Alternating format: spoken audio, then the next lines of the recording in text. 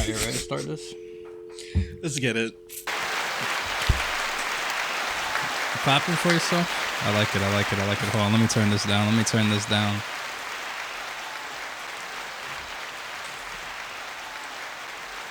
It's like golf noise. I like it. Yeah, it's golf noise, sure. Yeah. Welcome back to the And Lane podcast. We got a very special episode today. We got the real top G, we got Hemi Neutron, and we got the guy here. But really, we got... Well, who's who? Yeah, wait. I'm definitely the top G. All right, top G. Okay. So Hemi Neutron. No, that's Hemi Neutron. Look at his hair. I was about to say, You could be the guy. I'll be the guy. You could be the guy. guy. You could be the guy. The legend. One more round of applause. One more round of applause. Okay. Yay. And then the... Alright, I had to ruin it with this stuff. Welcome back, y'all. Welcome back to the And Lane podcast. We got Kyle and Zane, special guest. Yeah. It's been a long time. Might be some interesting conversation, might be some terrible conversation. Either way, I told Zane that he can't talk about himself the whole podcast. That's good. It's And unallowed. about working We're gonna out. kick him off. But basically, this is the anniversary episode. 1 year in. Let's give us another round of applause. Yeah. I love 1 how year. much y'all know me. One more year. Not one more year, but 1 year. Here's to another year. Here's to a bunch more years, hopefully. We got the drinks, non-branded. Y'all don't know what we're drinking today. True. This is water for the YouTube algorithms or whatever. Or whatever the hell it is. But thank y'all for tuning back in. Welcome. I got a bunch of news. I don't know. We got some topics for y'all. Don't worry. We got some topics. I forgot how the podcast has been a while. It's been what, almost a month now since the last time, probably more. And even before that, it was like a month or so. Look, We're a little out of shape with it. a little out of shape, a little rusty, but trust in us, and we're gonna get you to the right direction. Hopefully. Basically, so much stuff happened. The world ended again. We're back Every other week. I caught COVID, so that wasn't a great experience. So we missed a little bit for that. Then Kyle went on vacation, so we missed a little bit of that. And then We just got lazy and played games for a while. It was self-love. And then Zane has been in the gym for about a year now, so that's why y'all haven't seen him. But anyway, introduce yourself to the people that haven't seen you in a while. Who are you? What do you do? Doing, guys? What's up? It's Zane back at it. Back with Lane. Yeah. Zane and Kyle and Lane now. Okay. Killing it. It's great to be back. It's very different since the last time I've been here. Just a little bit. It has improved dramatically. Yeah. I'll be honest, I've seen the stuff a few times here and there, but I didn't realize it was going to be this lit. You mean to tell me you don't watch every episode of the podcast that you left? It's being here is different. Whenever I'm watching it, I'm watching y'all, I'm listening to it. I'm not looking at the mics. I'm not seeing all the lighting, all the stuff all over, bro, it is on another level. It's a podcast now. It's not just boys chilling in the room. It's been lived in for a little bit. I mean, we've been here for about a year now. I've been in the house, and I don't know, I'm kind of figuring out what's comfortable between having a podcast studio, having a makeup studio over there, and then the gaming studio, and like a lounge too, all at the same time. It's a lot going on in one room. It's cozy. I like it. Yeah, I think you've done well with it. Thank you. It's really come together. Yeah. Thank you. So first episode back, and I don't know how long, and you chose to wear the Hoochie Daddies? Well, you see, a year ago when we started this thing, I kind of had some SpongeBob legs. Okay, the SpongeBob. But after about a year of leg day, that was our first episode. SpongeBob. Exactly, that's what I'm saying. So it's I had some SpongeBob legs, and I didn't know how to wear anything that wasn't a 9-inch inseam. I never did that. So after the legs started growing, let's see, I hit some 7-inch inseams for probably about 2 months, and then I went straight to the 5 inches, and now I can't go back. I put anything longer than that, and I feel like I'm just weighed down. I don't know. It's big trend boy here. Once you get the self-confidence to put them on, you can't take them off. You can't. See, I was like I felt like I was a what's the word I'm looking for? Trendsetter. No, yeah, sure, but like a correspondent He likes to think that. for the Hoochie Daddies, right? So I was wearing the short shorts and everybody was clowning me, but I took the daggers in my back, out here in southern Louisiana. I was like, I'm gonna wear the short ones where they're so short my underwear is gonna hang out. And that's my swag. And look, it caught on, and it is what it is. I feel like you had the 3-inch inseams. It was just straight package. Son, your balls was this close to hanging out just short. Did they ever fall out though? Not that I'm aware. Give it another 3 years of gravity. Oh shit, that's something I don't really think about. Like, you know how like you get saggy titties, but then saggy balls. That's how we starting up the episode. Saggy balls. I don't know where we're going today. It's gonna be, like I said, all over the place as usual. Again, thank you for tuning in. Big news at the top. The Discord is dropping by the time this comes up. I promise you that. That means the Patreon's going up too. All kind of cool things in there. Basically, the way it's going to work is if you want to get into the podcast, call in from your house, send in topics, all that stuff. That'll all be done through the Patreon and the Discord. If you want to check out and chat with me and Kyle while we game, or maybe even Zane might be in there. Just people that's been on the pod's going to be in there too. It's all going to be in the Discord. The idea is it to be basically a community where everyone can come in and not really be judged, just talk about your not your features, why am I saying your features, talk about your interests, stuff like that, which is exactly what we do here, right, but some input from the community, just things like that. It's gonna be a cool community. It's coming along. By the time this comes out, this will be dropped. Check in the bio. I'm going to put it in there. Like, subscribe, all that bullshit YouTube stuff. Yeah, I don't know. I have a good lead in. All right, get your lead in, because we're all a little rusty. We don't know how to do a podcast anymore. Y'all started off talking about how y'all wouldn't let me talk about myself the entire time. Yeah, we're already I love not that. even 2 that minutes is incredible, right? Yeah. So with that, knowing how, like, you've pod with Kyle probably about 3 times as many as we've done it. So with that knowledge, how is it having Kyle to bounce things off of, like ideas and a conversation, versus me and you? Because in my perspective, I feel like we clash a lot with our personalities because we both just want to like go, and then it's just like a race to the end of the conversation back and forth. How is it having Kyle to kind of like balance out that energy with you? We actually came to this conclusion the other day that me and Lane are both very passive people, and so when it comes to conversation, a lot of the times it's like, oh, what do you want to do? What do you want to talk about? And then it just kind of meanders that way. We're like boyfriend and girlfriend. It's basically like, it's like, what do you want to eat? Or like, what do you want to do? What do you want to play? He's like, I don't know. What do you want to do? And then we'll come up with something, and it's like, I don't want to fucking do that. It's basically, this is always my mindset. It's like, I'm okay with doing anything, unless it's something I don't want to do. Okay, right? That's okay, girlfriend. That's just something you don't want to do then. Yeah, that's why I relate to women. You know what I mean? What do you want to eat? Anything, but not that, or that. Anything though, Yeah, totally up to you, babe. Yeah, it's absolutely up to you. Anyway, I mean, I guess this kind of is what it is. Kyle being on here, he has a different outtake and a different interest in things that I do, which is kind of cool. He's got a different thought process as well, where me and you kind of have a lot of the similar ones, but that's why we butt heads a lot, which I think is interesting. It's pros and cons to it. Which is probably why, I don't know, we can kind of get into that in a minute, but like why you was gone for so long and shit like that. But it's different.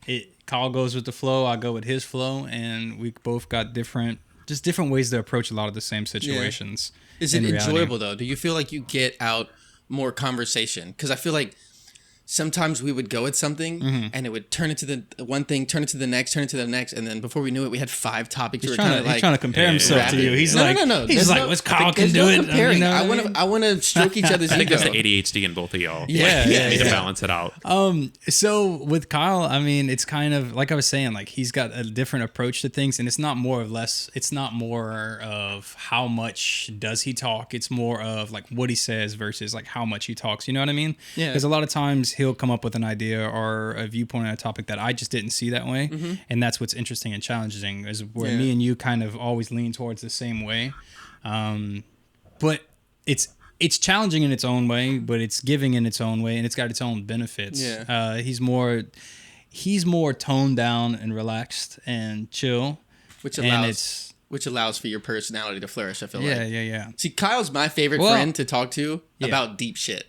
Yeah. Like, Kyle can get deep and, like, explain himself well. Hey, do you judge us with the deep shit we say? Like, do you go behind the back? No. He goes, do you pillow talk about us? That's the important thing. Like, that's the real conversation. What happens in the Discord channel, what happens on the pod stays there until y'all see it. So it doesn't stay here at all. But I'm talking about real world stuff. Do y'all pillow talk to y'all girlfriends? Oh, yeah. Like, I do. Yeah. Absolutely. Like, the whole thing about, like, whatever happens in the group chat, like, everybody tells their spouse immediately, I promise, and everybody else is going to say that too. I pretty much leave things in the group chat. I pretty much do too, unless I'm asked. And I'm even not if a I'm very asked, I'm big like, damn, so you just a rat. I'm not a rat. You're a rat I'm just kid. saying. I'm still speaking facts. Well, that's an interesting question because, like, you know, your partner should have access into your life and access into, like, I'm not going to say your that things. she knows everything, Right. but it's kind of on a need to know what I feel that she would benefit from knowing. That's the interesting topic in its first part. I know we jumped around all over already, but like, how much should your partner actually know of your own life, kind of deal? I think the more open, the better.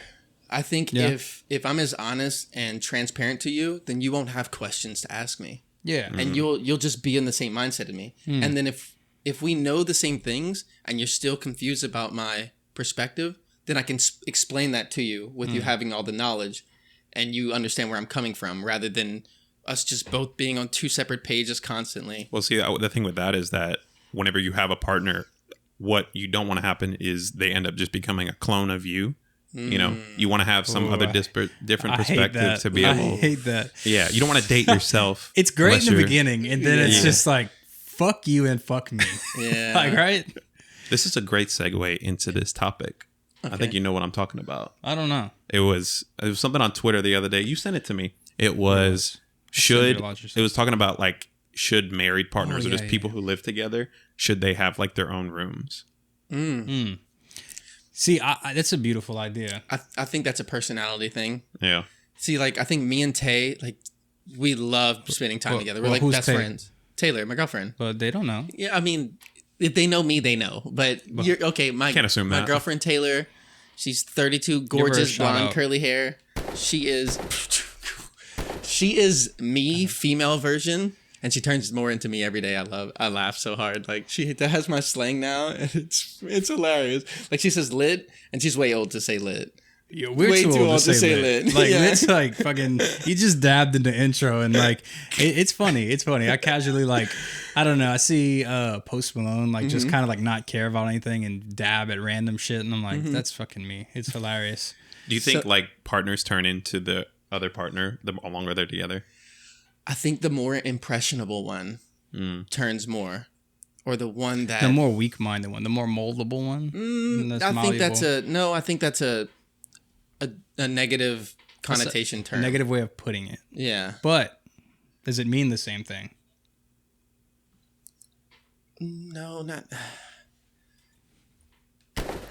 Anyway. No, not really. Yeah, I don't know. But, okay, so my whole take on the, like, separate rooms thing, I mean, you have a separate room. I have a separate room as well. Do you? What do you mean separate room? I have a little game room that I can kind of go and chill in. I don't necessarily think you need two bedrooms, because that's kind of, like, weird and introduces a weird dynamic in the relationship. In my personal thing, you know, everyone's got their own shit. But, like, I think you need definite space. Like, space to get away, space to do your own hobbies, space to just, like, fucking sit in your own thoughts for a minute. That's the way, like, I work, because it's like a lot of times I need to process how I feel before I communicate how I feel, or else, like, things are going to come off the wrong way, or I'm going to say the wrong thing, or I'm not really going to communicate what I actually want to get across. Like, my point's not going to be to the point. I think it also depends on how much you value your own, like, alone time and being by yourself, being with yourself and your own thoughts. You know, like, I value that a lot. I like to be alone. I value it more than, say, like Maddie does. She loves being with me. Yeah. There's nothing wrong with that, but it's just how I operate and how I think. Same with Tay. I think she really enjoys my company, and she'd prefer that. Like, I think she'd prefer just being in my company and us doing nothing, rather than, like, I don't feel like she's a very big just go out of her way by herself, entertain herself, enjoy her day kind of thing. She loves being surrounded by people that love her and give her energy. So, like I said, I think it's just a personality thing. But going back to the separate space, I think it's nice. You know, in the house I have right now, I just have my living room and my kitchen, and you can see the couch from our bed. So it's not like it's all one big room. And I guess it gets a little claustrophobic sometimes in that sense.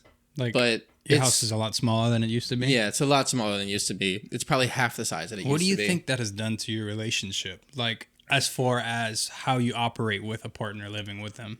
I think we've run into all of our problems that most people have as in a relationship much quicker than most of them. And we've learned to to get through them much quicker. So we've grown quicker because we've been forced into these problems rather than them just slowly kind of coming up and arising. We kind of forced them amongst ourselves and thought, okay, shit, like we have all these issues or we have these problems that we're coming up on. Like we need to solve them or figure out what's a solution so that we can enjoy each other and enjoy ourselves, you know, and prosper.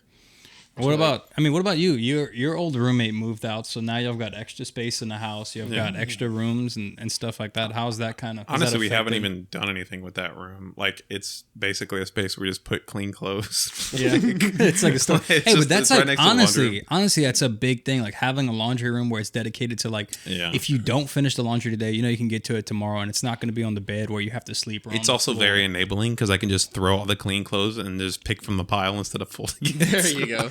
See, that's why I hang all my clothes. Same. And like I can't. I hate folding clothes. I feel like it's such a waste of time. And then you pull it out and it's all wrinkled. I haven't owned a dresser in like 3 years. Yeah, dude. and then you got to put the dresser in the corner. And I'm like, it takes up so much room. It takes up room. It's ugly. Why do you have a closet and a dresser?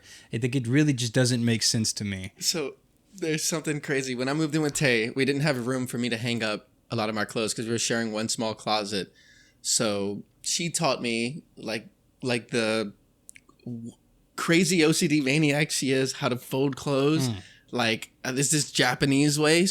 And since she has so many articles of clothing that I can't wash all these crazy ways and stuff, so instead of me messing up that, she just washes all the clothes and I fold it all. And I fold it all so perfect now where you open our drawers stuff? And everything is like and you just pull out the one shirt you want or the one pants you have. And now that's enough for me. I'm like, look, that's fine. If you want it like that, that's cool. Like, it helps me too. Hers, it is all rainbow color coordinated. Oh, yeah. That's OCD as hell. Dude, my closet, that's crazy. Too much. My closet has to be set up like right when you walk in, it's my work clothes, then it's white clothes, then beige because the white transitions to beige, then yellow, then it's all black shit, and then a couple colored stuff at the end. And I don't know, like, if my stuff's not separated to where like I want things, it really stresses me out because I got a lot of clothes that I don't know. Even like I don't wear a lot of them, but at least I want to know where things are. When that's I Tate's want it. thing. Yeah, clothes for me will disappear for like 3 months, and then I'll find them. It stresses me out, like, dude. I will tear apart. Yeah, I don't mean to. See, I got to find out how to talk with 3 people again now. So I'm just like talking over everybody. But no, it's like if I can't find like a hat or I can't find something that I wanted to wear with an outfit, I will get stressed out and tear apart the whole house, dude. And it'll be in like the place it should be. You know what I mean? Like I have a rack in my stuff where I hang my hats because I'm a man of many hats. You know, I wear a lot of different hats. And if I cannot find that one thing or that shoe or that pair of pants, even though I got 5 pairs of pants, but like one of them will fit me better for that outfit, you know, like 5 pairs of black pants anyway or whatever. I just can't ever find them. And it's stressful. It's stressful. Yeah. So you appropriating culture, folding. One crazy thing with that, like to go off of that. Yeah. So have you ever heard of a transition basket? Taylor has a transition basket. Which is a basket of clothes that worn like once, so it's still clean, but so it's not dirty enough to put in the Passover. It's like the chair. Yeah, that exists. It's like you the just chair. put it there that you might wear it later. But see, my issue with the transition basket is you have 2.5 whole loads of laundry in one basket. There's no way, like, you're even finding anything or going through it. It's like, baby, that's just all dirty clothes. So the way I think about it, like, it doesn't matter how long I wear a shirt or a certain article, like usually just shirts, I won't wear it again. Same. Like once I wear it, I can't wear it. Because of like pitting but and like stuff. Jeans, shorts, I'll wear it like 2 or 3 times before I'm like, okay, I should wash it. I think that's a guy thing. Like you can wear bottoms, even though it's like the stanky ass, like your balls dripping, your butt crack sweating, dripping into it. We also have another layer of clothing. I got my drawers and then I got my shorts. I was only trying to have a conversation. Sorry guys, I was trying to do a podcast whenever y'all rudely interrupted me. Apologies. No, I'm just kidding. I'm just kidding. We're trying to find it. We're finding it. What the fuck was I saying? I was rolling. Your bottom is the dirtiest part. Yeah, your bottom is the dirtiest part. Like, think about if you're a top and a bottom in a relationship. Like the person on top, you know, you drip in your sweat, and they get the person on the bottom. You get all the sweat dropped down on you. The bottom is always dirty and sweaty, grimy. Imagine if you wore an undershirt every day. Would you need to wash the top shirt immediately if all you did was like go to dinner for 3 hours? I think that's just the way like we think about things. Like I think it's a very guy thing. Like I think women do the same thing with pants. Women will not wash pants more often than men, and then they won't even wear underwear. How big of a survey range do you have for this answer? What does that mean? Like, how big is your experimental group that you are saying? All the past female relationships I've been in, so maybe like what about 6 girls? Oh, anyway. What the? Where were we going with this? Yeah, wash your fucking clothes. Wash your clothes. Listen. I'm the person that like I don't have necessarily a transition basket because I will put something on for like 1 second, like to come home, change into, and then I will throw it in the basket because I don't want to hang it back up. So that's where my plan. That we're like. That's the thing too. That's the bad thing about hanging your clothes. It's like fuck, I don't want to hang my clothes. So it's just like I throw it in the dirty clothes. That's not very ecological. Or you can do the thing where you dig it out the dirty clothes and then toss in the dryer for 10 minutes. Yes, sir. Yes, sir. Y'all some nasty motherfuckers. Y'all some nasty fuckers. That's what Just throw a dryer sheet in there, maybe a little rag that's wet, kind of steam it. No, I can't lie. Because actually, when I lived with my mom, like back in the day, she had this fancy ass dryer that had like a steam setting on it that would like mist the clothes. But I was the king of just steaming the clothes, getting them refreshed and getting out the door, especially my work clothes where I knew they were going to get filthy again the next day. It like busted all the wrinkles out and it was like high temperature steam. So it was clean, I guess. I don't know. It's pretty sweet. It's pretty swag. Yeah. Shoot. Where was I going with that? I lost my train of thought. What you been up to? What both of y'all been up to? We'll start there and kind of continue on. Love life. Life? Yeah. I've been trying to buy a house lately, so that's been freaking stressful. Trying to learn it all out of nothing. It's been, dude, it's crazy. Like everyone wants to get their piece of the pie in that whole operation. There's we're in a housing crisis now also. Yeah. So real shortage. Y'all think we're in a housing crisis? Have y'all seen what's been going on with China and like their housing market? Not completely. I know they're like very like high density population. Yeah, so basically they don't really have a lot of space. The way that things work in China, and this is like a very uneducated version of it, right? Like y'all don't get y'all facts from us, but like basically, podcast facts. Yeah, podcast facts. Well, I saw what happened with Alex Jones, and I just don't want to be on like the whole like getting sued for hundreds of millions of dollars. You seen that shit? Yeah. Yeah. You know how you remember the Sandy Hook shit that happened when we were in high school, like this mass school shooting? Yeah. Yeah. So he's been on like a rampage for the last goddamn so many years. 12 years, but probably about 12 years saying it was fake, it was crisis actors, it was all this stuff, spreading all these conspiracy theories. And now the parents of Sandy Hook have taken him to court in a civil case and sued him for like a bunch of millions of dollars. Basically for spreading false information, defamation of character, shit like that. Anyway, I don't want to end up like that, but what I'm saying is the Chinese like housing market crash right now. Basically, there's not really many ways for like Chinese citizens to invest. The government owns everything, and they control everything, and they operate on a social credit score, which is fucking crazy. That's a whole other thing in itself. But basically, like, in order to invest their money, the best way they can do it, and really the only way they can, is to buy property. And what was happening is these banks were lending out loans for houses, and people were paying. The banks were owning these construction companies. So the banks were loaning people money, and then the people would pay the construction company to build a house for them.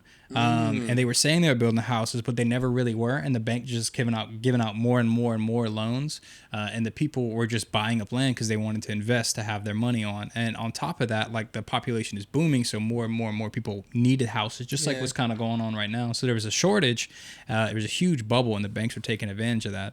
Well, now everyone, obviously, their houses aren't built. Now they have all these mortgages they're paying for that their houses were supposed to be built like 4 years ago. So now everyone's basically defaulting on those loans. They're just saying that, hey, we're not going to pay for this shit, all this stuff. Now there's this whole nother like Tenement Square shit going on where like they're going to the banks and saying like, we're not going to pay mortgages on a house that doesn't exist because y'all didn't build it. Y'all knew y'all weren't going to build it and then still loaned us all this money. Yeah. Like y'all just took advantage of us. It's a monopoly. Yeah. And like the government's just like, all right, whatever. Like, y'all probably shouldn't be doing this. We'll try and stop it, but they're not going to try too hard. It's just so fucking corrupt. So now they're pulling tanks and all kind of shit into like town squares, just like what happened with Tenement Square and all that stuff, and like threatening to kill citizens and all this shit just to control them. And the citizens are just like, we're not going to pay. Like, fuck it. Damn, I didn't know all that. Yeah. Dang. So how does their market work? Like being communist, is it like communist, but kind of like ours. The word I don't know, because it's like a communist version of capitalism. That's what I'm saying. So it's like that. The government owns everything, but everybody still has like a free market with their money. It's like a free market with an asterisk. Yeah, so it's like you can't really own a lot of things in China, from my understanding. Like you lease like everything from the government. Like land is leased from the government, all this stuff. So you can use it all to make money, but it's not really yours. Like you don't gain any big assets from it. Unless you're uber wealthy. And then on top of that, like I was talking about the whole social credit score, basically they'll look at a person based off of how attractive they are, how much money they have. That's some Black Mirror dystopian shit, bro. Yeah, like their pool and like how much influence they have. And they're like, all right, you got a credit score of 700. You can go do it, kind of some stuff you want. Yeah. On the other hand, you could just be like this regular guy like us, and they're like, y'all don't have any pool, y'all ugly, and you don't have like a high working job, so you can't even buy a house or buy a car even if you want to. And that's kind of like shit that they're testing out and going on right now, all at the same time where they are constantly being monitored by cameras, AI, all this shit. And it's just like a fucking controlled experiment. It's like a fucking, they're a bunch of rats living in this place, and like the government's just poking at them with sticks and playing games with them and seeing what works and what doesn't. Kind of unrelated to that, but still like a tangent. Did you know that credit scores here have only existed since like the mid 80s? No. Yeah. Crazy, huh? Yeah. Like how did people get loans for houses or anything before that? Like, is it just on a like, oh yeah, you're good, bro? I don't know. I wasn't around. Well, I think everything is a lot more simple. Most of everyone worked like a 9-to-5 job type thing. There was base pay that you can prove. Like, I think it probably just went based off of your pay and your company that you were with. And everyone worked a 9-to-5.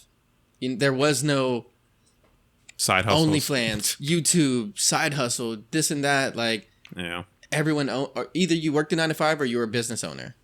I'm pretty sure, and I guess off of like your tax statements and stuff, that's what they just gave you buying power with the the more money you made and whatnot. But I'm not sure. I think it's weird. And on top of that, it's like, if that's gonna be what our life is based around, why are we not taught it? Dude, like, we're not taught anything in school, but I'll tell you one thing. I know that the mitochondria is the powerhouse of the cell.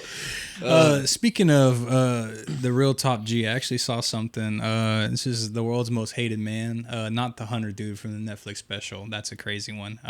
But what's his name? Andrew Tate? That's your guy. Tate. That's your guy. I saw this video, and like this dude is nuts, right? But like, he knows what he's doing. He's getting attention. I had never heard of him until like 2 weeks ago. Really? Never. He's like, well, because I watch so much podcast shit and so much YouTube, he's just kind of always been around, but he's really like fucking hit the road running recently, and he's got this whole pyramid scheme of like how it works. Basically, like the way people are hearing about them now, you sign up for this thing, which is called, I've done research, it's called Hustlers University. You sign up for it. I've done podcast research. And it's what you mean? I do research. I was saying like I signed up for it. No. Because you got to pay to sign up for it. And basically, what it is you get this like affiliate link in your bio. You sign up for it, and it's like $200-something, whatever. It's like a big pyramid scheme, like the Limu. Shout out to the Limu boys that was running around back in the day. And whoever signs up for it, underneath you get $50. Basically, it's a way for him to keep making money and all this stuff.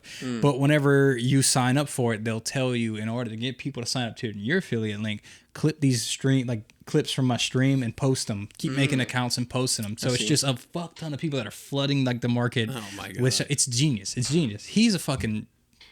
an idiot.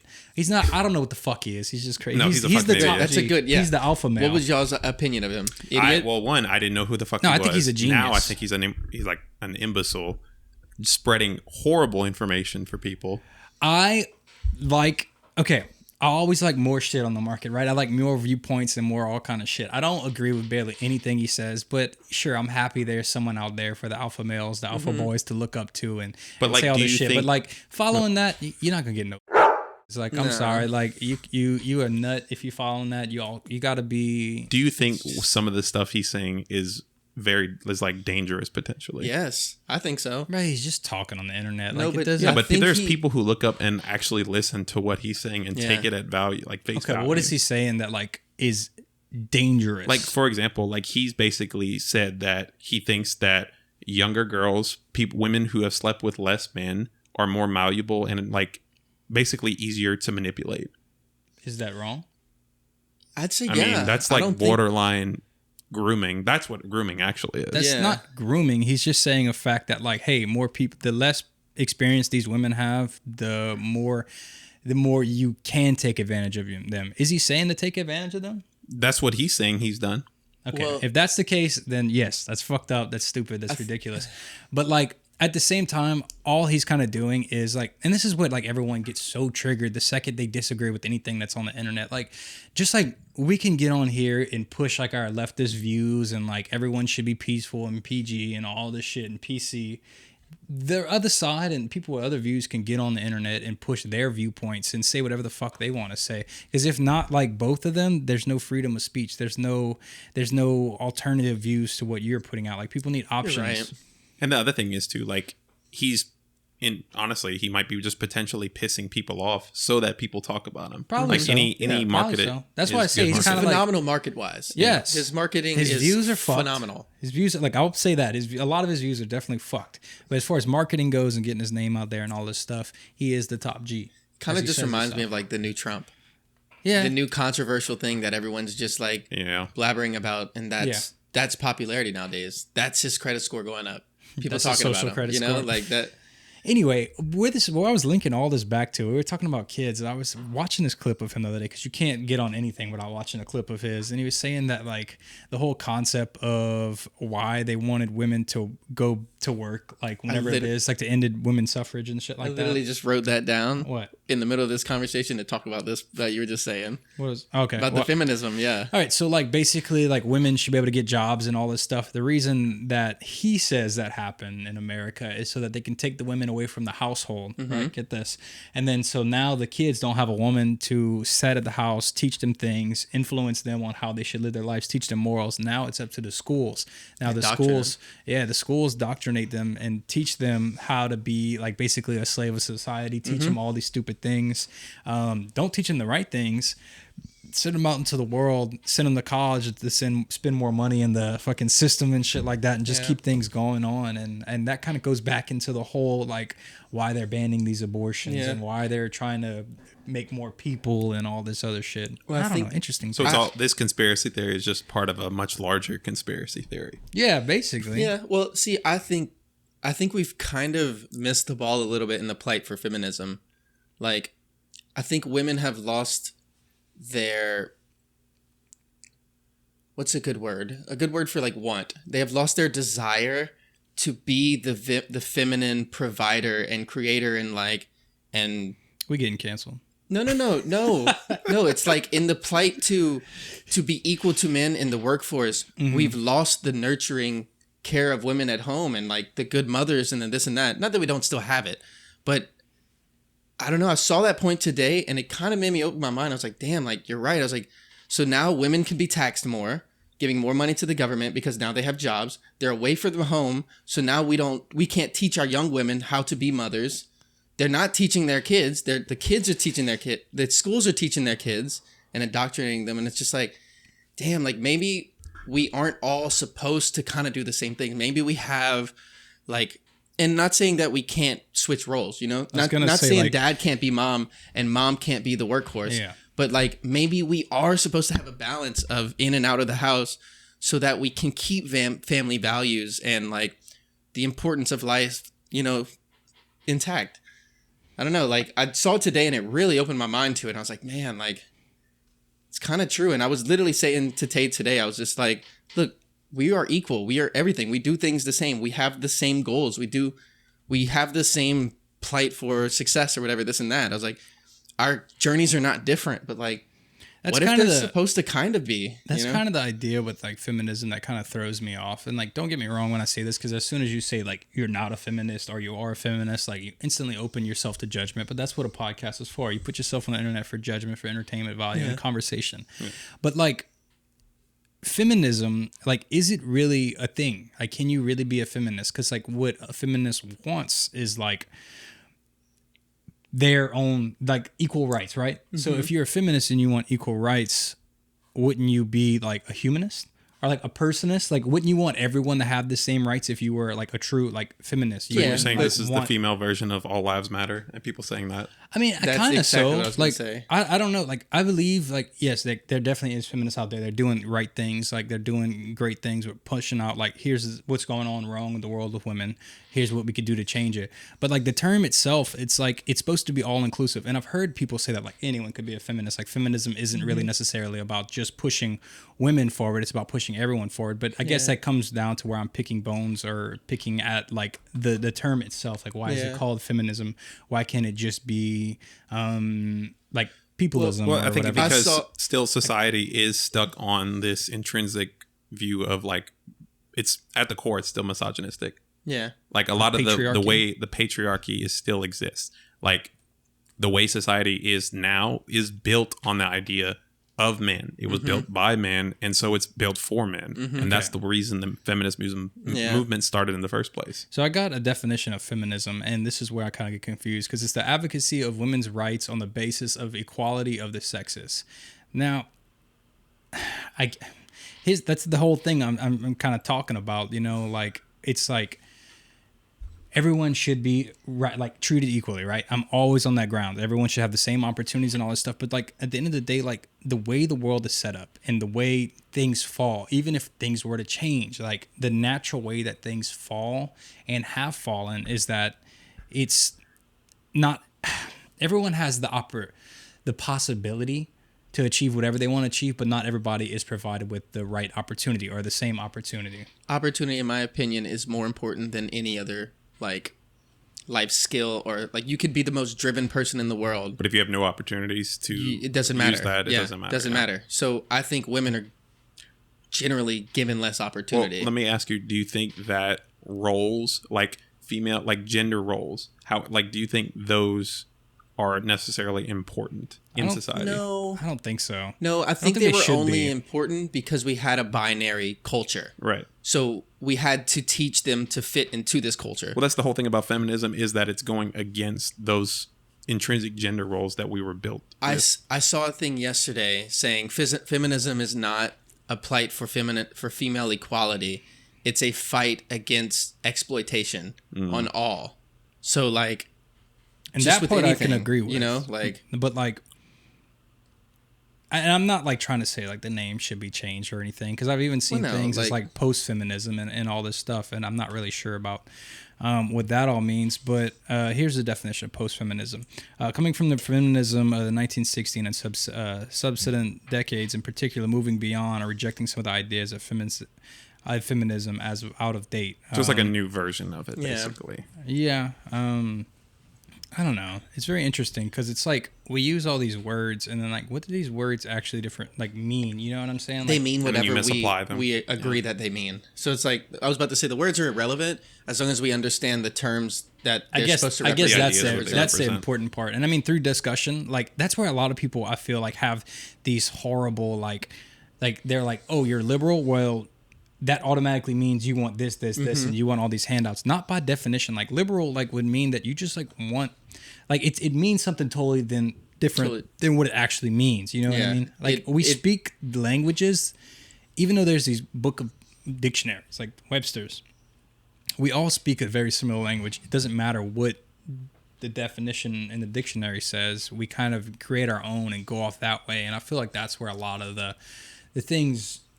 We have just slang. taper off. Yeah, the slang creates like these hot topics. It's like a hot button as soon as you say something that it gets people triggered and all this stuff. When really, I just think that the words we choose to use for certain topics should be maybe revamped a little bit. I don't know. No, I think we just need to have more open conversation and understand each other past just the few vocabulary words, you know? Yeah. Really try to get an understanding for each other. That way, like, we're not just judging off of the one sentence you said. Well, it's hard to do in like a very limited space on like a tweet or something. Exactly. You're literally saying like so many characters per whatever, and you can't get that idea across well like you can on say something like this. I feel like words on a screen do not at all indicate emotion at all. Like all the time I'll text everything's Tate, open to interpretation too. Yeah, all the time I'll text and I'm giddy. I'm just like, yeah, babe, whatever you want. Like, definitely. You want to go do that? And she reads it as like, yeah, whatever you want. Like, if you want to go do that, yeah, go do that. And like, she'll call me sometimes. She's like, why are you mad? And I was like, what? Like, I'm happy as hell. She's like, well, you text didn't sound happy. You texting dry. You dry texting ass. You know what I'm saying? But it's just like, yeah. That can get misinterpreted very easily. And nowadays, we communicate way more through text than word. I feel like that's the main problem, like, in the fucking world, is people have these instantly, like, these alternate views, and no one really knows what their views are. They just know that you disagree with me, but, like, they don't ever have a discussion of why. Like, they don't have discussions as, like, why do you see it this way? Why do you think this is right? Why this is wrong? It's just, like, you're opposite of me. You're team blue and I'm team red or team fucking purple. Yeah. I hate purple. So it's, like, that's where the conversation ends. Yeah. And it's, like, that's not progression. Every time I get on Facebook, and I know Facebook is its own little fucking toxic little world because basically the way the algorithms are set up, it's going to show you direct things that you disagree with directly. To get a better reaction. You're more likely to react to that instead of reacting to something you agree with. And people don't understand that we're letting that shit like ruin our lives. But it's like, all we have to do to outsmart it is have discussions. Yeah. Like if you want, instead of complaining on there, why don't you just ask like, why do you feel this way? Yeah. Now the problem comes into where a lot of people can't even justify why they do that. They just do that because they like the identity or like the image of other people having those same views. Yeah. Like it's like a lot of people are Democrat or Republican because they like other people that are that. Or I mean, even in the South, like remember you and your kid and you got your first driver's license. I remember like asking like, hey mom, like what am I supposed to put? I was like 16. I didn't care about politics and shit like that. Then I was like, what am I supposed to put? I need to put that I vote for something. And she was like, well, generally older people are Republican and younger people are Democrat or something like that. Yeah. And it's just like, okay, well, I'm younger. I'm going to put Democrat. And this is before I knew what party stood for, all this stuff. I think we've talked about this before, but it was related to like how people stay like in the same religion or like say they identify like with Christianity more just because of the community. And it's like, it helps you have your own identity that's part of a larger identity with other people. Yeah. Helps you feel understood. Yeah. Get hobbies. Get hobbies. That's the way to get off of Facebook and quit arguing with people. Yeah. And like recently I've been getting on Facebook a lot just because like I have some stuff with work that operates through Facebook and I like to get on Facebook Marketplace just shopping for things. And it's like every time I get on Facebook, I just scroll just for like laughs and I get stuck in the loop of just bullshit on Facebook. It's just pure like people arguing and people like posting their whole life story. It reminds me of like back in like 2008, 2009 through to like 12 when we'd post like going to the store and getting a Pepsi, like posting everything we're fucking doing. Yeah. And that's how Facebook is now. Like people are just posting absolutely everything on there. And what's really interesting to me is like I see Facebook as like the older demographic, like 35 beyond. Like a lot of people are on Facebook and it has a great community. It's got some cool features. It's just outdated in my opinion. I don't like the UI and everything else. But what really confuses me when I see like younger people like my age and even way younger like getting on there and like pushing all their views on there. I'm like what are you doing on Facebook in the first place? Like why are you on there? Like it's like if you post something on Facebook, you're almost looking for, I don't want to say attention, but you're looking for a reaction. And if that's what you are, like you're trying to create conversation, then that's cool. And you're trying to create awareness, then that's cool. But like, I feel like you have to kind of know that going into Facebook. Like that's why you're getting on there instead of posting something on Twitter or Facebook or Instagram or whatever. Yeah. Speaking of that, I actually deleted Facebook. I go and I download the app every time I need to go. Well, now I don't, every time I needed my work schedule, but now I don't need to use that app anymore. So I just don't use it completely. Twitter, I deleted about 2-3 months ago, and I completely deactivated my account too. Because I was just like, I was tired of it. It was just making me a bit toxic. Like, I don't know. I miss it. Don't get me wrong. It was my favorite app on my phone, but I feel like it was the app that drove me the most. That just made me feel some sort of negativity. Or even if it was excitement or whatever, just, I don't know. To be honest, I deleted it, and I don't really feel like I missed it. Like, I feel like Twitter as a community is a lot like video game culture, where it's like you can say what you want because you're just this Abby, like you're just an avatar. And a lot of people, like the way Twitter's set up, it's like it's not promoted by how much pictures you post. It's promoted by like how many people react to what you say. So people get fueled by that and want to say stuff that's going to get a reaction. It's like whenever we were younger and playing Call of Duty, we would just say shit to get the whole like lobby riled up. Like I'm fucking your mom right now. She's moaning. You want to hear?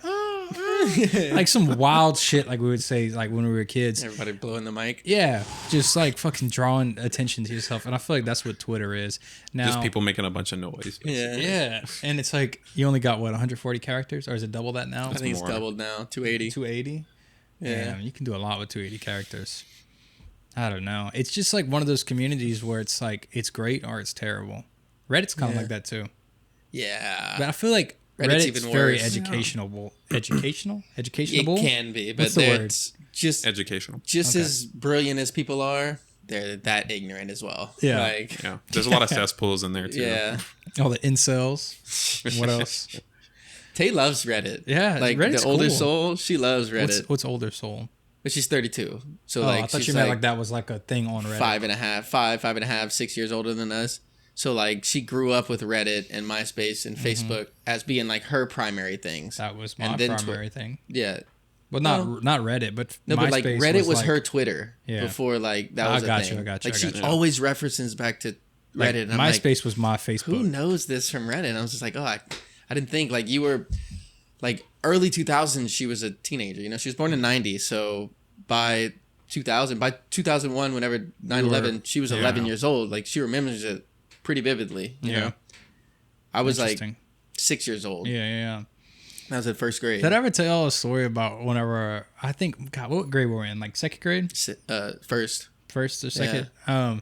I remember they brought like we had the TVs in the corner and they like showed everything that was going on. Mm-hmm. And the next day in class, my teacher handed us all paper and said to draw like what you saw, like I guess as a coping mechanism. And I straight up drew like the sky, paused the TV or something like that, and I drew the skyline of New York and the airplane crashing into it and people falling out of the building and shit like that. And I didn't know because I was just drawing what I saw.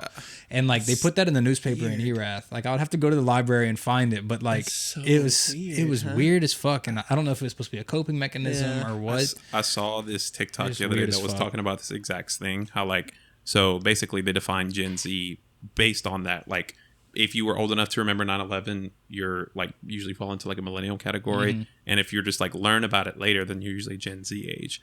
But the thing about that is just because you didn't watch it, you weren't there for it and you don't remember it, you had to relive it every September, every year. Yeah. You were re-traumatized because we had to talk about it. We had to do all this and never forget. Yeah. You know, and that everybody grew up with that mentality. Yeah. But like think about how like the world was like at the time. Like I remember somebody told me recently like they overheard a conversation of was it you that was saying somebody was saying that they missed like 9/11 happened because the whole country was like together as one unit against something. Yeah. But like now like the America world is so great. divided. But like there is a truth to that because like when it happened, like we were all racist against like Muslims, and like I think a lot of people that feel that way are like anybody that wore like a hijab, like everyone was scared and like they were all on like this team, and I feel like a lot of like those extreme like people kind of like that because they all had a bad guy, a boogeyman to look after. Well, I think that's what like everyone wants is the boogeyman to look after. Somebody to blame all their problems on. America is team-based.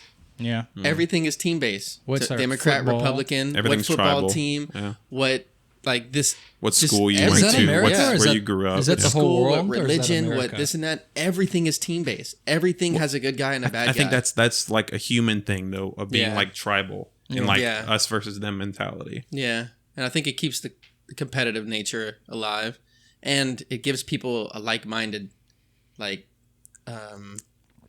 spirit. Kind of what's how do I lead off of this? Like a community.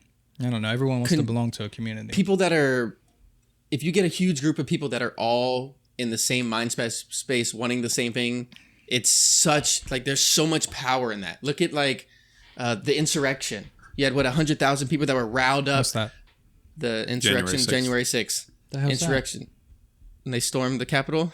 I didn't know they had a name. Yeah, January 6th insurrection. I didn't know it had a name. What does insurrection mean? It's like you're like revolting against the government. Yeah. So you had like 100,000 people that were just hyped up over this shit, and they got them to like storm the bitch, and like even if it was planned or not or whatever, this and that, like they got the public to do some shit based off of just routing them up. Look at a music festival. Uprising against the authority or government. Like look at a music festival. You put 10,000 people in one place listening to the same person. Yeah. Like it is hype. Those people are all on the same level. You're all on the same wavelength. Like you're making shit happen consciously, you know? And that's on why like they blame another Travis level. Scott for the tragedy. Exactly. Did y'all see? That's- I didn't even remember this was a thing because when I was a kid, but Netflix dropped a thing for Woodstock '99. Yeah, I've been hearing a lot of people talk about like they burned down everything like that. People died and like they had all these because it was a free festival. That's like all the bad shit. Did you watch like, the thing? No, like I haven't watched it. You watched like a recap or something? I watched a trailer for it because they haven't. Okay, give us the breakdown because I didn't watch it either. Well, basically, it was this. They wanted to like have the same vibe of Woodstock back in the '60s, but except it was like Limp Bizkit, Kid Rock. Like it was just a bunch of drunk white people going absolute batshit crazy. I've seen like videos from like DMX performing in '99. Like there was like no security hardly at all. Like shit was on fire. People were storming the stage, all kind of crazy shit. Climbing up shit to where like the stages were falling and stuff. I watched a video of the view of the crowd from one of the stages. I forgot whose set it was, but you could see the people climbing up the post and the post would fall and like dude. it was just chaos. Crazy. It was beyond chaos.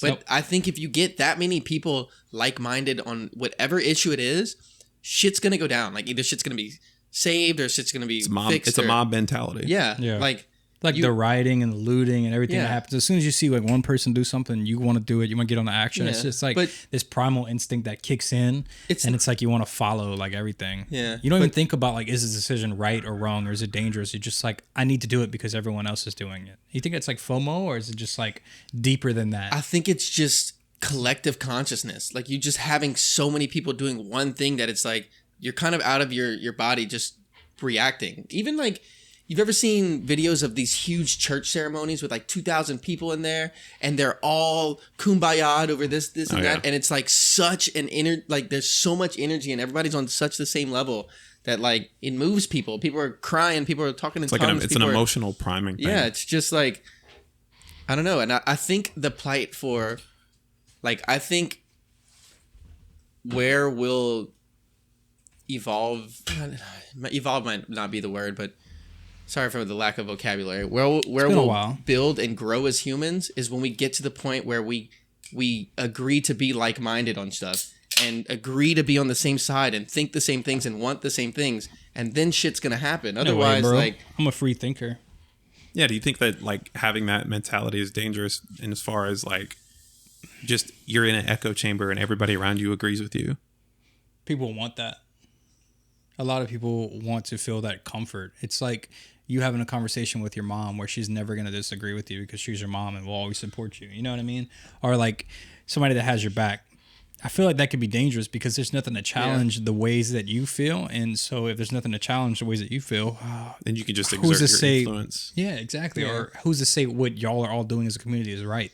Yeah. Who's to say that's really actually good for everyone? That's why I'm saying like we have to be like-minded on good views, on good morals. But who draws the line? Who defines what's good and bad? Well, I think we do. I think that's why we have all these differences of opinions so that we can talk amongst everything and eventually kind of slowly come to conclusions on small topics until like we all... I just think that's impossible. It's rather impossible, but that's why we're here. Because we're supposed to bounce off of each other and keep trying stuff until we find stuff that fits. Yeah, I mean, it's just kind of like with...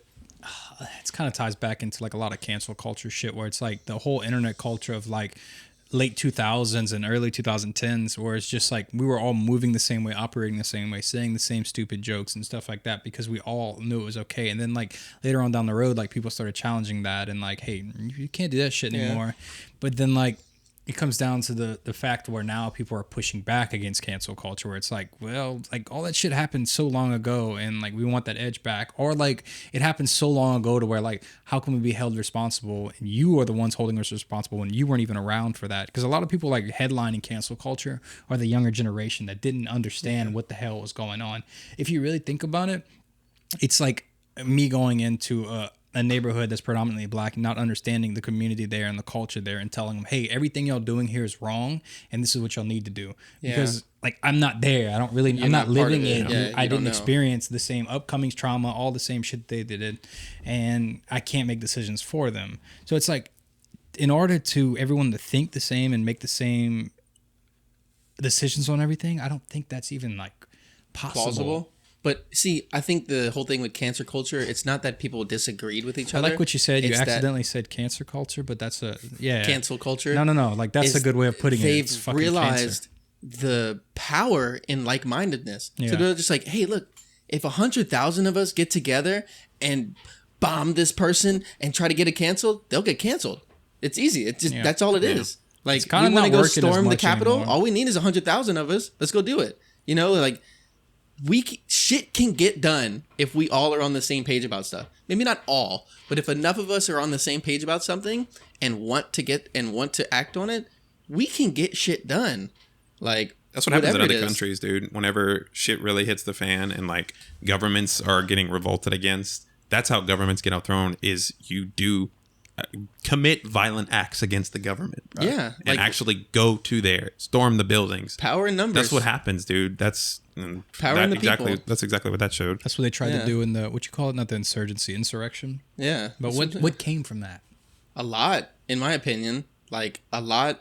We've realized the weaknesses in our government and how easily things can kind of get manipulated and this and that. So I think we've learned to kind of tighten things up and try to make a better form of checks and balances to where shit like that can't happen anymore. Like, they just passed a law the other day about something with the vice president. He's not able to make certain rules or not able, like, they've taken away power from the vice president because of the power Pence had to be able to put them in that opportunity for the insurrection and stuff. I don't know. I know I'm just saying kind of like a lot of vague things, but I remember reading it within the last week. They passed this bill and stuff or whatever. So I think good. I think good comes out of it. As long as we don't destroy ourselves, it's okay to make mistakes because then we learn. But we have to learn from them. You know, like. So you support the insurrection, the shit that happened? No. But I support how we reacted to it. That's interesting. We all saw the speaking of president and shit. You saw Trump's house got raided by the FBI. Yeah. I don't know what they found in there, but apparently he like stole some documents or something. Yeah. Which was funny because he basically, whenever him and Hillary were running against each other, he like accused her of doing the same thing. Yeah. So he passed a law that it's like a felony to commit. Yeah. And like, if you steal these documents, then he did the same shit. Trump don't care. Trump is a G. He really just don't care. Is he the real top G? Not as top G as this G, but he's a low G. He's a low G. Yeah. You want to change it up a little bit? What you want to talk about? Well, okay, so can I bring in on some sports stuff? Just like y'all can talk about the sports topics because look, I'm not the sports guy. Well, no, it's about us. And as soon as we talk about the sports shit, the women that's listening, they're just gonna dry up. The coochies are gonna dry up. They're gonna turn it off. All 5 of y'all, we do appreciate y'all. Please stay. We will smile at the camera more. Hey, like just skip forward like 30 minutes. Basketball and soccer culture is really cool to me because they're like worldwide, like cultural things 100%. That like move stuff, and it's really interesting. And people are absolutely infatuated with it. I feel like soccer is definitely like the most athletically involved. Soccer or basketball, probably. Soccer's full of excuse my language, but it's pussies. When I watch the women's and men's, son. Dude, I love watching this. Like how they just. It's such a fucking stupid sport, just like hockey. It's not a stupid sport. Okay, look at this. It's such a stupid and toxic and manipulative sport. Hockey, it's part of the culture to fight as soon as they disagree. That shit is so stupid. I never understood that. That's entertaining. It's entertainment. Why don't you just fucking play the wrestling. Game? Yes, but like, I know it's weird. Trust me, like, and maybe this is just again outside looking in. I don't know the culture. I don't know what the history of. Like, was that part of like the original hockey? Like, were they supposed to fight? I think sports were created to be entertaining, not to be just a base competition. That's what the Olympics are for. Olympics are there to judge your athletic ability. Sports in general are created to be entertaining, to get people to watch, to get people to go to the games, to get people to buy your merch, buy all the stuff there. Like, that's why these big vendors are more involved in, like, say, the biggest sports like football, soccer, basketball, baseball, all these things that like are marketable, then they can make money off of it. Yeah. That's why women basketball players don't get paid a lot. Because not as many people watch the games. And that's like a problem that kind of goes back into the feminism topic where they talk about like they should be paid more. I agree. They should have the opportunity to be paid more. But the problem is that no one is watching and no one is supporting. If all these people that complain about like... Not no one, but less. Dude, have you seen like like It's just. I'm sure it's nice. it's probably like, dude, like it's probably like 10% the viewership that the NBA has versus the WNBA. Like, I want to see a 7-foot guy dunk in the rim wanna without see jumping. a 7-foot Like, that woman is cool. fucking dunking on chicks. Like, get the fuck out of here. There's not as many 7-foot women. Well, we have some, and then we lock them up overseas in Russia. There you go. Oh, tragic. I read that they're just trying to put them on like the German. Yeah. They're trying to put Brittany Griner on the German basketball team for the Olympics, so that's why they locked her up. Oh, that's funny. It's not I will say You though, mean Russian? If she's in Russia. Yeah, whatever the fuck is I going will on say, in the but world. the soccer thing though, this past year, women's soccer has blown up. It is blown. They had a I can't game the name other you a day. single female soccer player. I'll be Megan honest. Rapinoe, a chick with the fucking. Gun She to my looks like head, Zane. I couldn't do it. She looks like Zane, but if Zane had purple hair, They just gonna roast me. You see no, that? she's got like pointy facial features and like I know exactly what you're talking about. Look, I'll be I'm sure it's honest. a cop. Okay, here's my thing. Well, you talk to your part. You talk your Well, point. they had a game the other day. It was Germany versus England for the women's. I think it was the Zane. Women's World Cup, or maybe it was the Women's Euros or something. The final, and they had record numbers. They actually sold out a stadium not too long ago with I believe it was like 96,000 people. They had more like tickets sold than they had seats for in the stadium. It was record numbers. They had all these famous men athletes that came and watched all the game, and it's like they got because of all that, because of this last year, the entire women's community has gotten so many more sponsors and all this like new publicity, and it's like starting to boom. It's like So that just goes back to great. the point where like saying that if people support it, they will get treated equally, paid more and stuff like that. So it's a we just problem. have to bring awareness to it. But people know about the WNBA. They just don't care. No, but I think if people, it's kind of like softball. People care about softball because they've watched it. There's a culture around it. They realize the beauty in it. They're just like, oh shit, these women are competitive. Like this. It's a totally different game though. You can't go into it. I think that's also like kind of. It depends on what locality it's in, because if you go in certain areas, like people are going to care more about this sport versus this sport because you have like a good women's team or a good whatever team of the sport. And you might People have play a it point more. with that, because I just looked up when the Women's National Basketball Association, like the WNBA, was founded. It was only 1996, so it is a relatively new thing. So And I think maybe with more basketball's awareness. regular, like men's basketball is like a late 1800s sport. I think it was created. Something Look like it up that. real quick. But I know that it's like boomed in popularity along with a lot of like hip hop culture and stuff like that. That's true. just come up within the last 20. Of course, it's always been popular since like the 70s, like 60s probably. That's when it really 60s, took off. yeah. But like it's super pop culture from when Rap. Michael Jordan, Kobe, all these other players came out, LeBron, where they're superstars. Now that they have superstars in the sports, that's what draws people to them. I feel like that, and it's in all the rap music, all the this and that, like because it's they're literally part of the culture. superstars. Yeah, the shoes now, like everyone wears Air Jordans and this and that. I mean, Jordans have been coming out since the 80s. But 100%. But like, But it was because of him. Like 100%. But it's like people are Maybe that's the gravitated problem. towards basketball because they're like, oh shit, I like this shoe. Oh shit, that shoe came from a basketball thing. Oh shoot, and then like it's like watching them play, and it's like, oh, I'm wearing their shoe. Maybe like that's the main problem, that like women's basketball teams don't just, and this is maybe me just not understanding, but they don't have like the superstars that like the soccers do and the baseball teams do and stuff like that. Yeah. Like, I mean, the only way we know, like I know Sue Bird and I know Brittany Griner just because like they're in the news and like I've seen episodes of like them doing stuff, but I couldn't name too many other players. But you could name, if you needed to, 10, 20 basketball players, even if you don't watch the sport, just based off of recognition of names and songs and stuff like that. Yeah, true. Very true. I don't really watch it, and I can name a good bit. Yeah. Yeah. So with that, They need superstars. what do y'all think is the hardest sport? I'm gonna just go off and from playing again, definitely Swimming. golf. Swimming has to be the hardest for me. Like for myself to No, do but it, I'm I'm not saying a strong swimmer. I'm Competitively saying, swimming. what do you think is the hardest to pull off? Like watching the professionals play at. Sorry, guys. Watching the professionals play at the highest level of every sport, I feel like golf, like even the pros, Don't shit play the bed. perfectly. Yeah, don't play perfectly. But it's like the bullshit answer about that is no matter how hard you try and push it, someone that has not played golf will just laugh at you. Like they won't understand why it's I didn't such a- understand that until Yeah. I played it either. Yeah. I'll be honest. yeah, but like basketball, you can give Steph Curry 50, he might dunk 45 out of 50, maybe even more from the three-point line. If he's dunking from the three-point line, he's crazy. You give Messi 10, he could hit the crossbar every time. Like, it's nothing. Like, same with all these other sports. But, like, you give Tiger Woods 10 balls and you're like, hey, land everyone on the green. I think it's also because there's so many factors at play when you're playing golf. 100%. There's so many things you have to account for. It's not just you trying to get the ball past this person to make it in that goal. Like, you're accounting wind, where the ball is, what club you have, what time of day it is, weather, like how hard you can hit. Dude, it's so much shit. It's always changing. Exactly. The course is never sport. The same. Yeah. Never the same. Basketball court is exactly the same every time. Soccer fields, they change a little bit in like size and stuff, but they're all perfect greens. Nobody's playing a game on a shitty ass field, at least not at the professional level.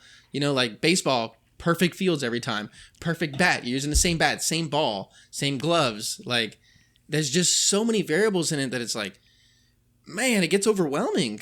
Like, it's so much of a mental sport. There's a very, like, easily measurable score. Like, like when you have a par, it's like, okay, you can either do exactly as you should, better, or a lot worse. Like, it's easily measured. Yeah, and you can fuck up easily. Yeah. Okay, like, another topic or another question. This is my problem with soccer. Mm-hmm. Why do they flop? Why do they do that? Why does a men's team flop, but I never see the women's team flop like the men's do? Like, the men will get touched and they will fall on the ground like a little fucking sissy 5-year-old kid, like they got punched in the face. I get it's taking advantage of rules that's in place, but why do they not change the rules? Every time I see soccer and they flop on the ground when it just got touched by somebody, I'm like, dude, I never want to watch this sport. So, like, these dudes are making billions or hundreds of millions of dollars, like the most well-paid athletes in the world, easily. No, false. And like, they just fucking, I'm dead now. Like, bring me in the stretcher off. Yeah. Like that clip where the dude's like across the arm in the stretcher, and he's like, oh, and all he did was like get slide tackled a little bit. So, like, I will say it was more of an issue before they had instant replay. Yeah, or what they call it? VHR? No, VR. Yeah, VR, video review. So now that they have that, they can like go and actually see like, okay, you barely made any contact, like no foul. But the reason people break the rules is because the game is not about how great you can play it, how great you can do this. The point of the game is to win. Like, if you listen to any of the after game interviews, they're like, no, we came here to win and we tied. Like, we lost the game. Like, we are here to win. And if you're not winning, you're not doing what you came here for. We didn't sign you to look pretty. We didn't sign you to sell jerseys. We didn't sign you to do any of this. We signed you to win. And if you can trip and get a free kick and win that game, you are now a more valuable player. Stupid. It's so stupid. It is stupid. But all back around money. Exactly. Everything is about winning. It's not about performing in the sport. It's about winning. So, like, it's so people are going to bend the rules as much as you allow them to. I get it. Like, it's just taking advantage of a mechanic, basically, like in a video game. Yeah. But like, it's such a turn off to watch it. Dude, that is a good way to put it. It's taking advantage of a mechanic in a video game. But it's like head glitching. Yeah.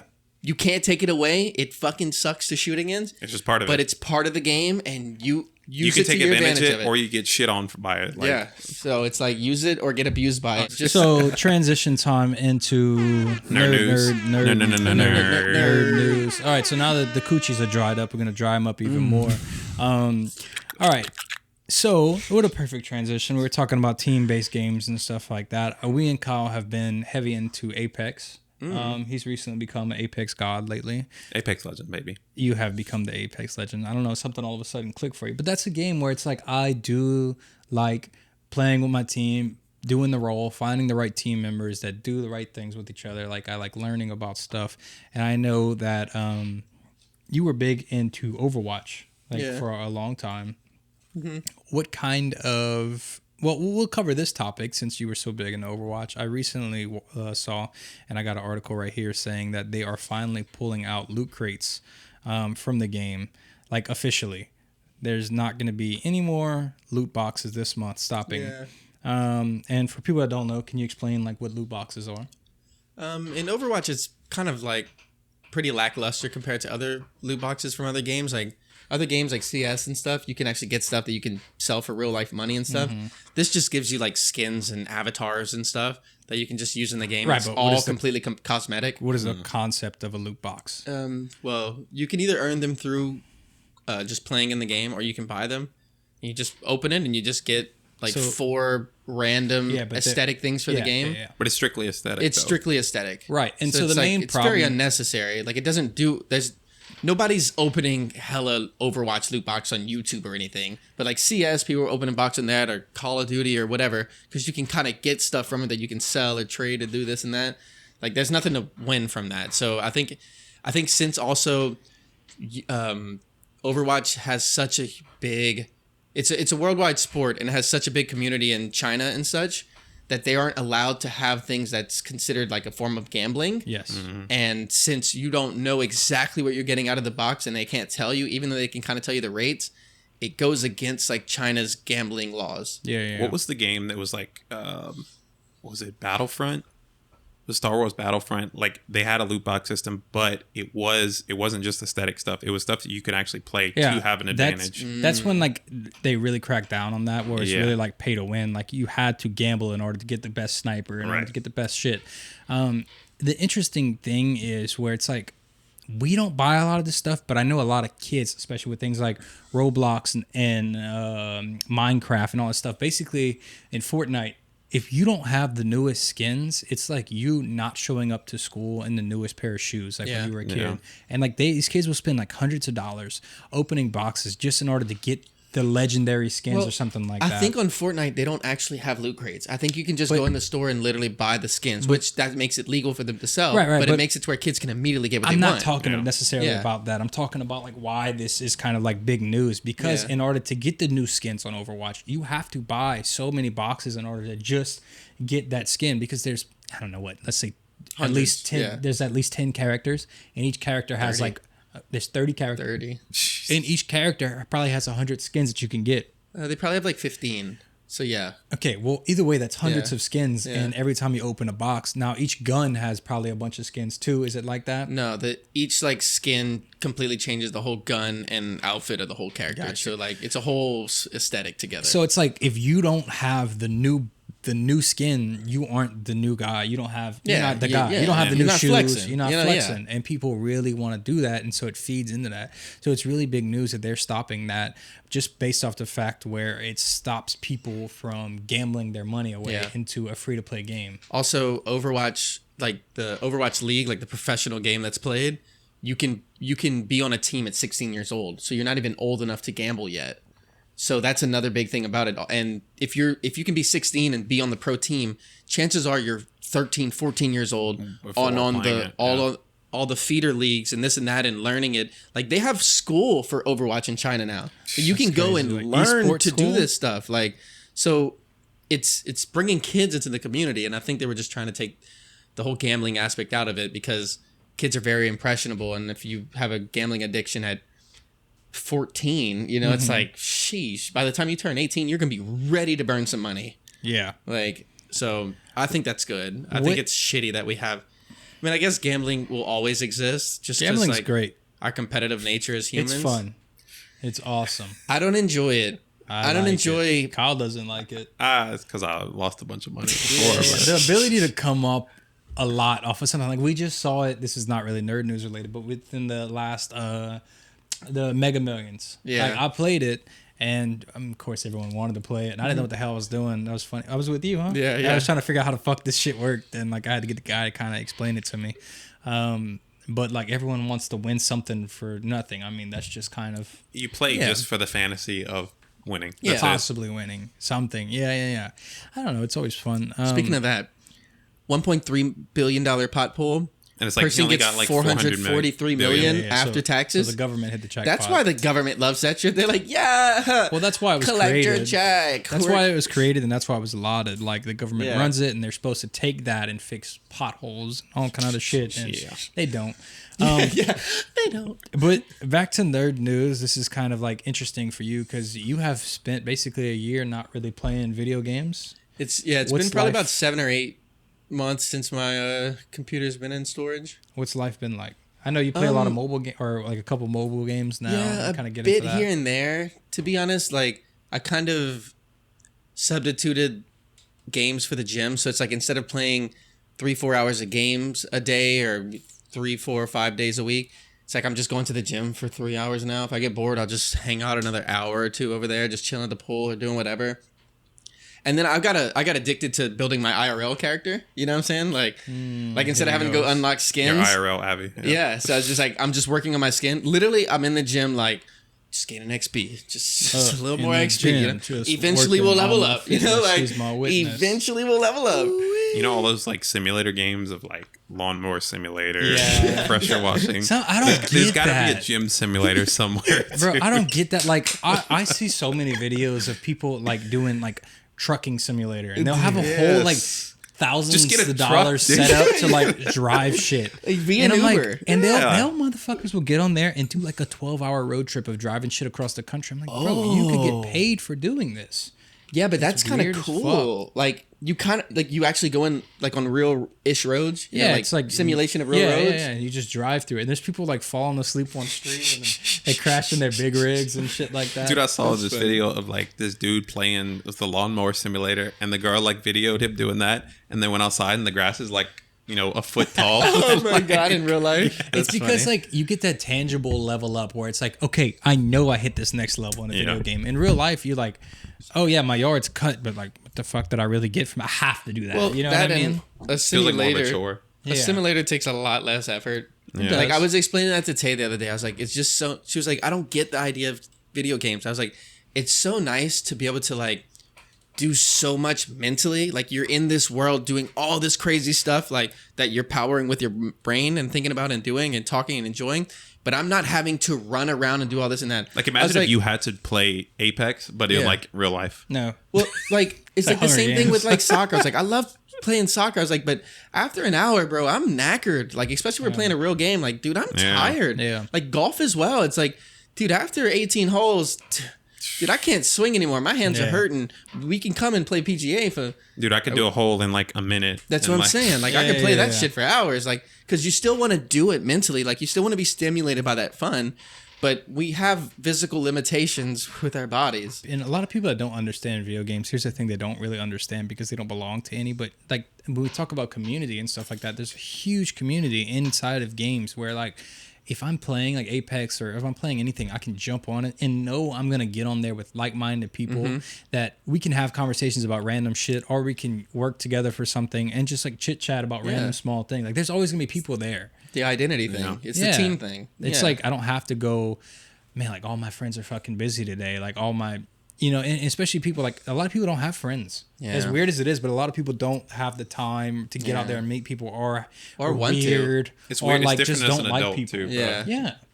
And the it's social like, anxiety. So and games are there with the built-in community. This is a call in to y'all to sign up for the Discord and up for the Patreon. So y'all have a built-in community, which is us. It's always going to be on there. See, but I look at the video games the same as I look at it's just Netflix. a hobby. Netflix. It's just entertainment. Like so new Tiger Man or whatever the fuck comes out on Netflix. Everybody in the community gets on. They all go watch it together. They talk about it online. Yeah. They all experience each other in the same like-minded thing. It's the same thing, bro. We're all enjoying something fake. You know, like we're all just trying to enjoy the moment with whatever we've created and decided to entertain yourself. It's cheap entertainment. It's a cheap vacation away because you kind of like forget about all like the real world problems for just a minute, and you are working on like yourself. Like people are like, oh, you're just wasting time in them damn video games. Well, you can work on yourself. You can make money from games, but at the end of the day, a lot of people use it, and we talk about this all the time, as therapy, like a time to escape. And a time from decompress, and a time for you to process things and exercise your mind in ways that it doesn't get generally exercised every day. It's like high stress situations. You can kind of navigate them a little bit better because of that. Yeah. Like I was saying, I definitely miss that a lot.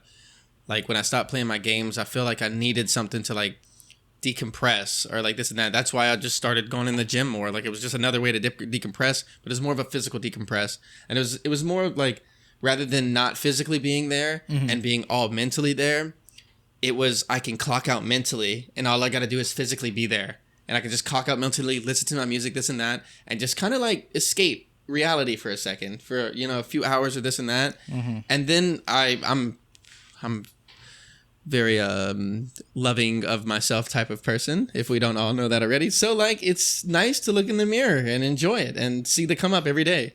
So I kind of got addicted to that too. But I've been trying to like find little things. Like I tried playing like Pokemon Go again. I tried playing whatever, like the fuck little mobile games, and like they just didn't hit the same. Cause like it's not about the game for me. It's about being there with people and talking with your friends and chit chatting and the banter and like just hanging out and just decompressing and just chatting. Like literally I was explaining it to Tate the other day. I was like, dude, I don't care what the fuck game I'm playing. I just want to play with the boys. Yeah. I just like, even if we're just on Discord, not even playing a game, just talking. Like it's just fun. It's just enjoyable. It's just like. Well, you had mentioned the other day too that you like to watch like streamers and like to watch people, and she didn't understand like why you like that.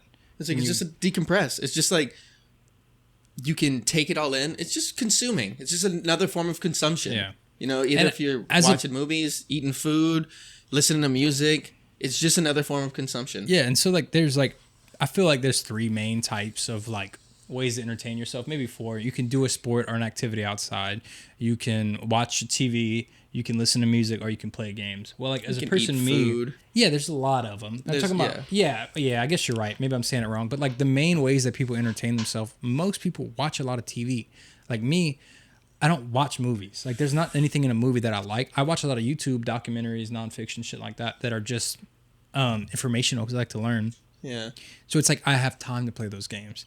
I love music, so it's like while I'm playing games, I get to listen to whatever music I want. It sets the vibes.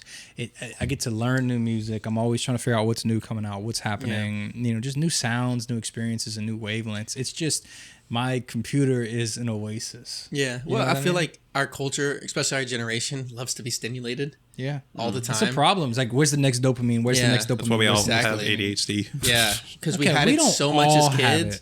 Only I have it. We don't all have it, but I feel like... It's not a trendy thing, man. Yeah. They're trying to make it into one. Yeah. You know... I was the first I'm inferior. You know, I got an ADD superpower. It is a superpower depression. Sometimes. I look at it kind of like being on the spectrum with autism. You know, you have your cons, but you also have your pros. Like, just pick what you want. Yeah, I guess so. You got, I mean, like I said, you got the cards dealt to you and you try and make the best of the situation. It's just like everyone's got different superpowers, I guess.